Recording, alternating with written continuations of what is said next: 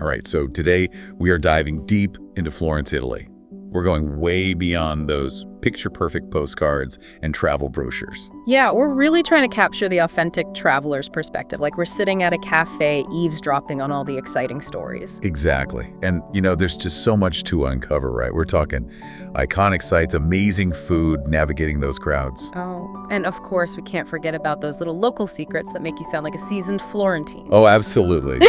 We'll try to make you sound like a pro by the end of this deep dive. So what kind of insights are we working with here? Did our travelers spill all the tea? Oh, they did. They really did. And what's so fascinating? It's how all those individual stories, those little moments, yeah. When you put them all together, they paint this incredible picture of Florence. It's a city rich in history and art, but there's so much more to it. It's those personal touches, right? Those unexpected discoveries that really stick with you. Exactly. That first taste of gelato or stumbling upon a hidden courtyard. It's those details that truly bring Florence to life. So let's jump right in. What were some of those standout moments our travelers kept mentioning? Well, the visual beauty of Florence was a huge theme, unsurprisingly. Well, of course. I mean, it's Florence. Right. And apparently, the Ponte Vecchio at golden hour is just pure magic. Golden hour? You mean like sunrise and sunset? Yep. That's when the light is all soft and warm. One traveler described it as the whole scene being dipped in honey. Wow, dipped in honey. That's pretty poetic. Right. It's not just about seeing the bridge, it's about feeling the atmosphere that the light creates. It really highlights those intricate details, the history. Oh, I can just picture it now. And speaking of picture-perfect moments, the views from Piazzale Michelangelo and San Miniato al Monte were constantly mentioned. Ah, yes. The classic panoramic views of Florence. Breathtaking, right. Yeah. Peaceful, a chance to really take in the whole sweep of the city. Like Florence is putting on a show just for you. And those cemeteries always have such a unique atmosphere. Peaceful and contemplative. Absolutely. They provide a sense of perspective. You're surrounded by history and beauty, but also reminded of the passage of time. It's a powerful combination. Definitely. But it's not always about the grand vistas. A lot of travelers talked about the joy of simply getting lost in those little streets. Oh, yes. The charm of those hidden squares, those unexpected doorways. Those are the moments where you really feel like you're discovering Florence's secrets. It's like the city is whispering to you, right? Yeah. Unveiling those hidden treasures. Exactly. And that's the beauty of unstructured time and travel. Sometimes the best experiences are the ones you don't plan for. I couldn't agree more. Speaking of unplanned experiences, Yeah. what about the food? Did our travelers have any culinary adventures? Oh, they did. Gelato, unsurprisingly, was a major theme. We're talking multiple times a day for some people. And come on, multiple times a day. I'm not kidding. It's not just a dessert in Florence. It's a way of life. Okay, I get it. Gelato is serious business in Florence. It is. And it makes sense. It's refreshing, it's delicious, and it's everywhere. It's the perfect little treat while you're exploring the city. I can already feel my taste buds tingling. So besides the gelato, what other culinary delights did our travelers recommend? Well, if you're looking for something a bit more substantial, the Bistecca alla Fiorentina gets rave reviews. Ah, the famous Florentine steak. I've heard it's enormous. Oh, it is. It's this thick, juicy cut of meat grilled to perfection, a true carnivore's dream. I'm drooling just thinking about it. And did anyone mention the aperitivo culture? They did. They loved it. Imagine sipping a spritz in the early evening surrounded by that lively Italian chatter. It's the perfect way to unwind and soak in the atmosphere before dinner. Aperitivo is definitely an art form in Italy. And it's not just about the drinks, it's about the social aspect, the ritual. Absolutely. It's that transition from day to night, a time to connect with friends and strangers alike. It sounds magical. So we've covered the sights and the food, but what about those deeper cultural experiences? Did anyone go beyond the typical tourist attractions? Oh, absolutely. One traveler mentioned spending time sketching at the Chiostro dello Scalzo. Sketching. That sounds so peaceful and creative. It is. It's about slowing down, really observing those beautiful details and connecting with the city's artistic heritage in a personal way. It's like creating your own little masterpiece inspired by Florence. Exactly. And it's a memory that you'll carry with you long after you leave. And speaking of unique experiences, a lot of travelers raved about the Oltrarno District. Ah, yes. Oltrarno, the other side of the Arno River. Apparently that's where you find the true heart of Florence. Away from the tourist crowds, right? Exactly. It's more authentic, more local. You'll find artisan workshops, traditional trattorias, and a glimpse into everyday Florentine life. It's like stepping back in time. In a way, it is. It's a reminder that Florence is more than just a collection of famous sites. It's a living, breathing city. And it sounds like Oltrarno is the perfect place to experience that. It is, and it highlights the importance of venturing off the beaten path. Sometimes the most rewarding experiences are the ones you have to search for. I'm definitely adding Oltrarno to my list. Yeah. So it seems like Florence really offers something for everyone. The iconic beauty, the incredible food, the genuine cultural experiences. It's a true feast for the senses. But we have to be honest, all that beauty attracts a crowd. Oh, I know it. I've heard stories about those crowds in Florence. Yeah, several travelers mentioned that it can get quite packed. Some even said it was more crowded than Venice. Wow, more crowded than Venice. That's saying something. It is. And it's understandable. Florence is a popular destination for a reason, but those crowds can definitely impact the experience. So what's the secret to navigating those massive crowds? Did our travelers have any tips? Oh, they did. And the most common one was to embrace the early bird life. Get up early and explore those popular spots before the crowds arrive. That makes sense. You get to enjoy those iconic sites in peace and quiet. Plus, the light is usually better for photos in the morning. Exactly. It's all about strategy when it comes to crowded destinations. So set that alarm clock early, folks. What other crowd-busting tips did our travelers share? Well, another smart move is to consider traveling during the shoulder seasons or even the off-season. You mean like spring or fall? Yep. Or even winter? Yep. Fewer crowds mean a more relaxed experience, and you might even snag some better deals on flights and accommodation. Plus, you get to experience Florence with a different atmosphere, a different kind of magic. Exactly. And it's a more sustainable way to travel, too. Spreading out tourism throughout the year can benefit both the city and the traveler. That's a win-win. Any other out-of-the-box strategies? Well, some travelers suggested skipping those mega-famous museums altogether if the crowds are too daunting. Give the Uffizi a miss. Yeah. Instead, focus on soaking up the city's overall ambiance. Explore those hidden streets, savor the food, enjoy the slower pace. That's a pretty bold suggestion. But, it might actually be more enjoyable for some people. It's all about prioritizing your own travel style. Right. It's about asking yourself what you truly want to get out of your trip. Is it checking off those famous sites, or is it about experiencing the essence of Florence? It's about finding those moments that resonate with you personally. Exactly. And sometimes those moments are found outside the crowded museums and landmarks. Okay, so we've talked about crowds and how to avoid them. But what about those classic tourist traps? Did our travelers warn us about any pitfalls? Oh, yes, they did. They had some great advice on how to avoid those less than authentic experiences. So what should we be wary of? Well, apparently those restaurants with bright pink meat displayed in the window are a bit of a red flag. Bright pink meat. That doesn't sound very appetizing. Not really, right? And those places with the red and white checkered tablecloths, they might look cute, but they're often overpriced and not very authentic. Got it. Avoid the cartoon-like restaurants. What about those pesky street vendors? Any tips on handling them? Yeah, those friendship bracelet vendors near the Duomo can be persistent. The general consensus is a polite but firm no grazie and keep walking. No need to engage. And what about street artists? Be cautious if they get overly insistent after you've glanced at their work. Just politely disengage and move on. Gotta be polite but assertive. So it seems like navigating Florence requires a bit of street smarts. It does, but don't let that deter you. By being aware of those common traps and following those crowd-busting tips, you can have an amazing time. Right. It's all about being prepared and knowing what to expect. Exactly. And speaking of expectations, let's move on to those hidden gems, those off-the-beaten-path treasures. Okay, I'm ready to uncover those Florentine secrets. What did our travelers rave about?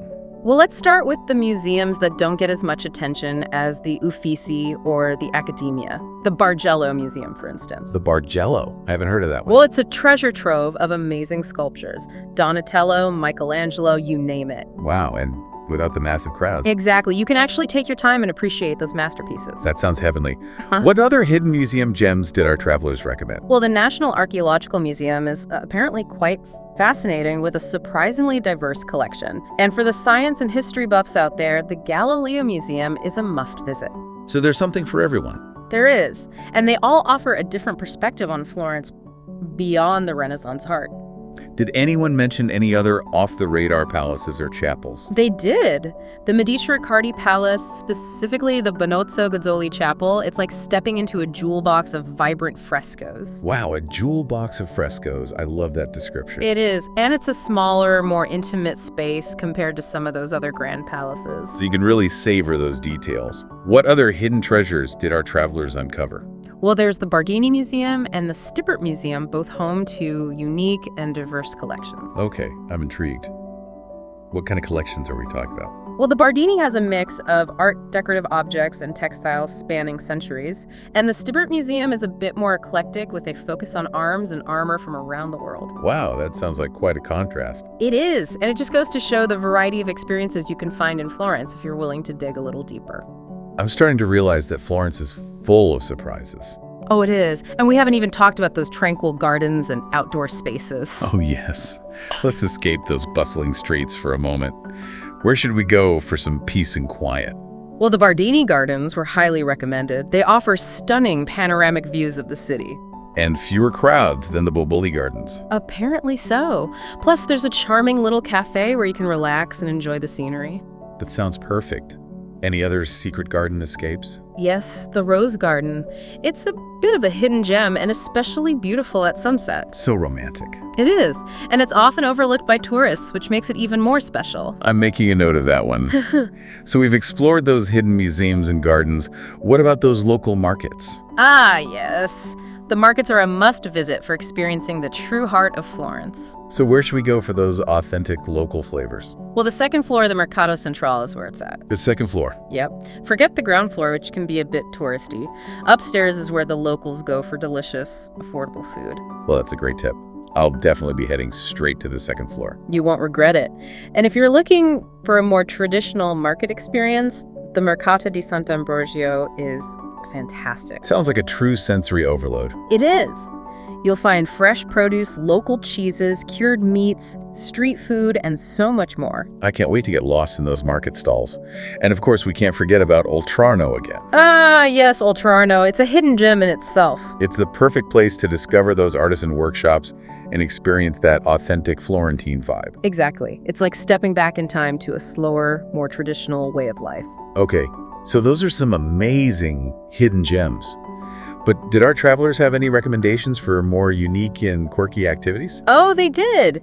For the adventure souls out there, how about a Vespa tour through the Tuscan hills? A Vespa tour, that sounds so fun. It does, right? Imagine zipping through those rolling hills with the wind in your hair. I'm already picturing myself in a cute little helmet and a stylish scarf. And if you're looking to venture outside of Florence for a day, there are some incredible day trips to nearby gems. Oh, like where? Well, Siena is a must visit. It's a charming medieval city with a stunning central square.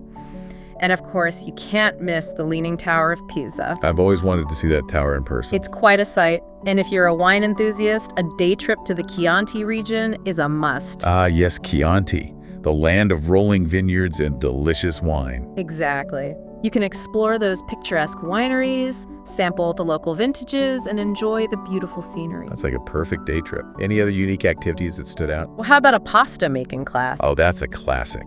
Yeah. I've always wanted to learn how to make fresh pasta from scratch. It's a fun and immersive experience, plus you get to eat your creations afterwards. I'm sold. What about nightlife? Did anyone mention any cool bars or rooftop spots? They did. Rooftop bars seem to be quite popular in Florence. View on Garden got a special mention for its stunning views and lively atmosphere. Rooftop bars are always a good idea. You get to see the city from a different perspective. Exactly. And they're perfect for enjoying those warm Florentine evenings. Did anyone mention any other quirky or unique spots? Oh, yes. Apparently there's a place called Babè on Santo Spirito, where you can order wine through a medieval wine window. A wine window. That sounds incredible. It is. It's these little quirky details that make Florence so special. It's a city where history and modern life blend together seamlessly. I love that. So it seems like Florence is full of hidden treasures just waiting to be discovered. It is. You just have to be willing to venture off the beaten path and explore beyond those iconic landmarks. All right, let's get down to the practicalities. Yeah. How do people actually get around Florence? Well, the overwhelming consensus is to ditch the car and embrace your own 2 feet. Walking. Seriously? Seriously. The city center is very compact and walkable. Plus, you get to experience those charming streets and hidden alleyways up close. So ditch the stress of traffic and parking and just enjoy the stroll. Exactly. And if your feet get tired, there's always the tramvia. The tram system. Yep. It's a great way to get around, especially for those areas outside the city center. And I've heard they even have bike rentals. They do. It's a fun and active way to explore the city. Just be prepared for those cobblestones. Yeah, good point. So what about driving? Is that a no-go? Pretty much. Florence has those ZTLs, the limited traffic zones, and the parking situation can be a nightmare. So it's best to avoid driving altogether. Definitely. And be cautious about relying too heavily on taxis. They can be expensive and not always easy to find. So walking tram and maybe a bike ride here and there. That's the winning combo. Oh, and one more important tip about those buses. Buy your tickets in advance. You can't just pay the driver. Nope. You'll need to find a ticket machine or a tobacco shop beforehand. Good to know. So transportation sorted. What about accommodation? Where did our travelers recommend staying? Well, staying in the city center is definitely the most convenient option. You're close to all the action. But maybe not the most authentic experience. Right. If you're looking for that local vibe, Oltrarno is the place to be. Okay, so city center for convenience, Oltrarno for authenticity. Exactly. And of course, there's a wide range of accommodation options to suit every budget. Did our travelers recommend any specific places? They did. For those on a budget. Plus, Florence Archirossi Hostel and Ostello Bello Firenze got positive mentions. Hostels are always a good option for budget travel. They are, and they're a great way to meet other travelers. For those looking for more space and value, VRBO or Airbnb apartments are popular choices. And for those who want to splurge a bit. The Lungarno Collection hotels apparently offer a luxurious experience. Sounds fancy. So whether you're on a shoestring budget or looking to treat yourself, Florence has something for everyone. It does. But no matter where you stay, there's one golden rule when it comes to planning your trip. Okay, I'm listening. Book in advance. Yes, the classic advice. But seriously, how important is it? Seriously important, especially for those super popular attractions like the Uffizi, the Accademia, and climbing Brunelleschi's dome at the Duomo. Those lines can be insane. They can. So book those tickets online before you go. You'll save yourself a lot of time and hassle. And I've heard of this Firenze Card. Is that worth considering? It can be. It gives you access to a bunch of museums and also covers public transport. So it could potentially save you some money. It could. Just do the math and see if it makes sense for your itinerary. Good advice. Any other pre-trip planning tips? Yes. Check for any temporary closures or renovations before you go. You don't want to show up to a museum only to find out it's covered in scaffolding. Oh, that would be a bummer. It would. So a little bit of research can go a long way. Okay, so we've covered transportation, accommodation, and pre-booking. What about the best time to visit Florence? Well, our travelers had some great insights on that. Early mornings are always a good bet for avoiding those crowds. Makes sense. Everyone's still sleeping off their gelato coma. Exactly. And September apparently has lovely weather. Not too hot, not too cold. Sounds perfect. And what about those who prefer to travel on a budget or avoid the peak season? November through March is the off-season sweet spot. Fewer crowds, lower prices, and you get to experience Florence with a different kind of charm. I love the sound of that. And what about those months we should avoid? July and August are generally best avoided. Oh yeah, peak tourist season and scorching heat. Exactly. So unless you love battling crowds and sweating buckets, maybe choose a different time of year. Okay, so early mornings, September, or the off-season if you can swing it. That's the winning formula. Now let's dive back into those culinary delights. We've talked about gelato and bistecca, but there's so much more to discover, right? Oh, so much more. Florentine cuisine is a true adventure. Did anyone mention any other must-try dishes? Well, apparently there's this traditional dish called Lampredotto. Lampredotto, what's that? It's a sandwich made with tripe. Tripe, as in cow's stomach. Yep. It's a very traditional Florentine street food. Okay. I'm not sure if I'm brave enough to try that one. Yeah. But I appreciate the heads up. It's definitely not for everyone. But for those who are adventurous eaters, it's a unique culinary experience. I'll stick to the gelato for now. What about those coffee lovers? They're in for a treat. Florence has this amazing frozen coffee drink called Crema Cafe. Frozen coffee. That sounds perfect for those hot summer days. It is. And it's a nice change from the usual cappuccino or espresso. I'm definitely adding that to my list. Any other local drinks we should try? Oh, you can't go to Florence without having a Negroni. The classic Negroni. Yep. It was invented in Florence, so you have to try it in its birthplace. Okay, now you're talking my language. Huh. So we've got the must-try dishes, but where should we actually go to eat? Well, our travelers had some fantastic recommendations. Trattoria Nella gets rave reviews for its authentic Tuscan cuisine. Trattoria Nella. Okay, I'm making a note of that one. What dishes do they recommend? Their walnut ravioli and panna cotta are apparently divine. Oh, my mouth is watering already. What other restaurants should we check out? Well, if you're craving that legendary Bistecca alla Fiorentina, Brindoloni is the place to go. Okay, I'd bring alone for the steak. Got it. And of course, we already mentioned the second floor of the Mercato Central for those budget-friendly local eats. Oh, and what about those amazing sandwiches we talked about earlier? All Antico Vinaio is the place to go for those. Be prepared for massive portions, though. Bring your appetite. Did anyone mention any other places for traditional Tuscan food? They did. Beppa, Fioraia di Ladarno, La Vetturia, and Brindolone, again, were all recommended. Clearly, Brindolone is a popular choice. It is. And if you're in the mood for pizza, Pizzium and O Monticello are apparently the top contenders. Pizza in Italy. Can't go wrong with that. Exactly. And don't forget about the Mercato di Sant'Ambrogio for those delicious market finds. So many delicious options. And what about aperitivo? Any recommendations for that? Soul Kitchen gets a nod for its generous aperitivo offering. Generous offerings. What does that mean? Apparently, they have a great selection of snacks that come with your drinks. Oh, I love those places. Free food with your drinks. Yes, please. It's the perfect way to start your evening. So many culinary adventures to be had.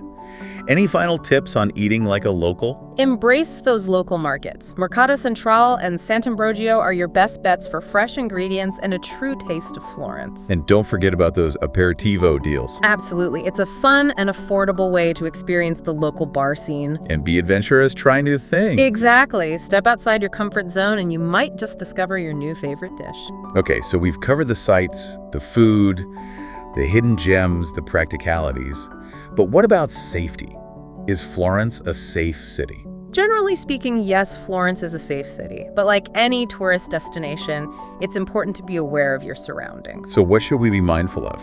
Well, pickpocketing is the most common crime, especially in those crowded tourist areas. Why, yes, those pesky pickpockets. So be mindful of your belongings, especially around the Uffizi, the Ponte Vecchio, and the train station. Okay, so those are the hot spots. Any tips on how to avoid becoming a target?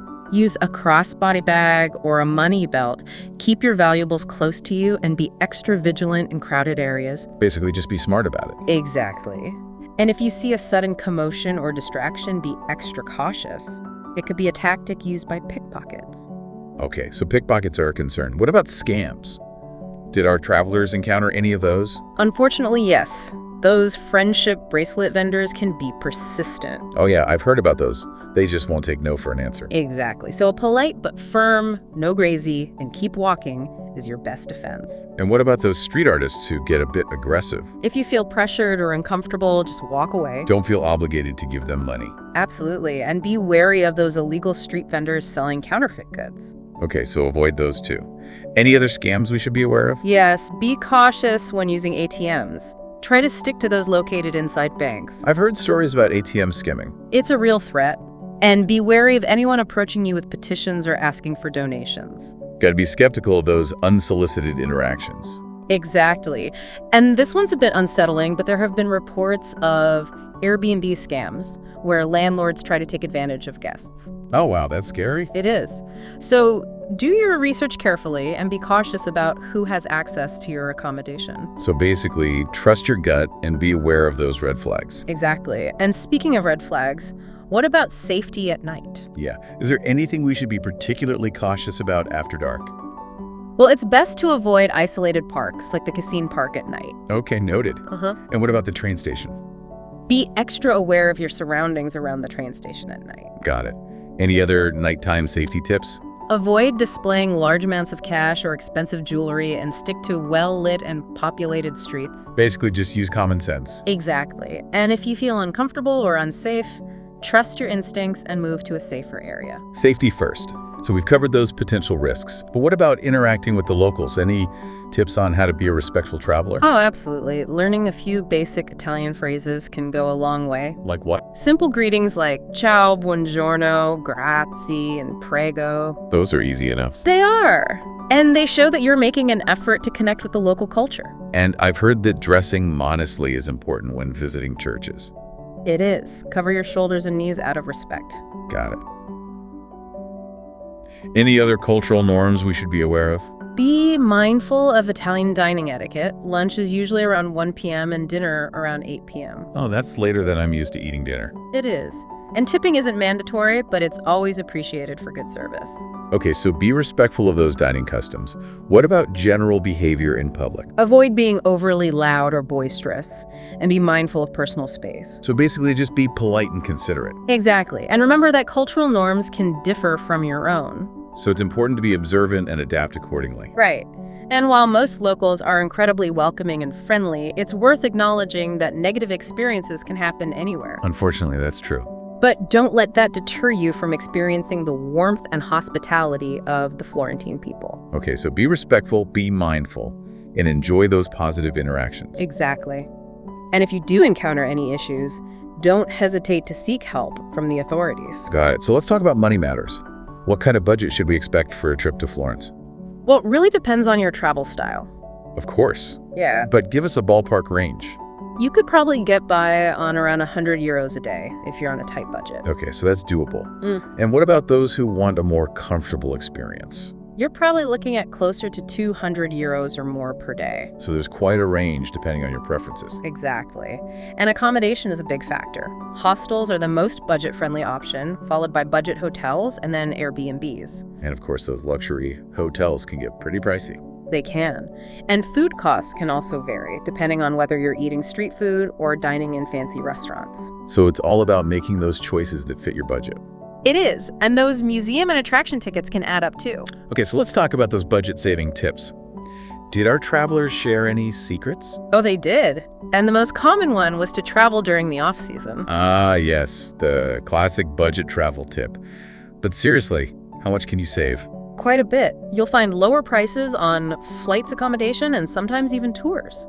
So it's definitely worth considering if you're flexible with your travel dates. It is. And you can still have an amazing time in Florence even during the off-season. Plus fewer crowds? What other money-saving tips did they recommend? Embrace those local markets. You'll find delicious food at much lower prices than those touristy restaurants. And street food is always a budget-friendly option. It is. And don't forget about those aperitivo deals. You can get a drink and some snacks for a great price. I love those deals. And if you're staying in an Airbnb with a kitchen, cooking some of your own meals can save you a bundle. Absolutely. And take advantage of those free activities like exploring churches and enjoying the views from Piazzale Michelangelo. Those are some great tips. So basically, be smart about your spending, and you can experience Florence without breaking the bank. Exactly. It's all about prioritizing those experiences that matter most to you. Okay, so we've covered just about everything. Any final thoughts before we wrap up? Well, based on all those amazing traveler stories, I think we can safely say that Florence is a city that truly captivates the senses. It's a place where history, art, and everyday life intertwine to create a truly unique experience. And it's a city that rewards those who are willing to venture off the beaten path and explore those hidden gems. So don't be afraid to get lost in those charming streets, savor the incredible food, and soak in the magic of Florence. And remember those practical tips. Book in advance, be mindful of your belongings, respect the local culture, and most importantly, have fun. Exactly. And on that note, here's a final thought for our listeners. With centuries of history whispering on every corner, breathtaking art around every turn, and the vibrant energy of Florentine life, what unique, untold story will you uncover in Florence that no guidebook could ever truly capture? That's a beautiful thought. Thanks for joining us on this deep dive into Florence. We hope we've inspired you to explore this magical city for yourself.